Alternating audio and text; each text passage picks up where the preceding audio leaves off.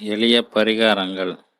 வெள்ளிக்கிழமைகளில் நவகிரக சுக்கிரனுக்கு அகல் விளக்கில் கற்கண்டு போட்டு அதில் நெய் தீபம் ஏற்றி வழிபட கணவன் மனைவி கருத்து வேறுபாடுகள் நீங்கும்.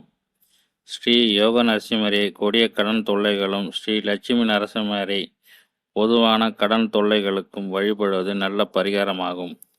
ஆலய திரிசூலத்தில் குங்குமம் இட்டு எலுஞ்சம்பழம் குத்தி வழிபட திஷ்டிகள் செய்வன தோஷங்கள் நீங்கும்.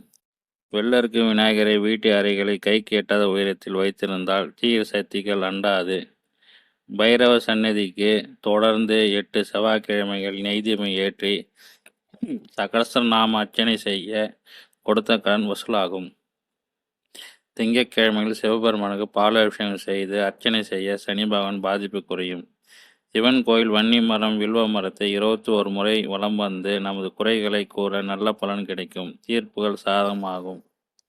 பிரதோஷங்காலங்களில் ரிஷபாரூட மூர்த்தியை மகேசனி தேவியுடன் வழிபடுவார் 1000 அஸ்வமேத யாகங்களை செய்த பலனை பெறுவார்கள். அதிலும் ஈசான மூலையில் சிவனுக்கு காட்டப்படும் தீபார்த்தனை பார்த்தால் எல்லா நோய்களும் வறுமையும்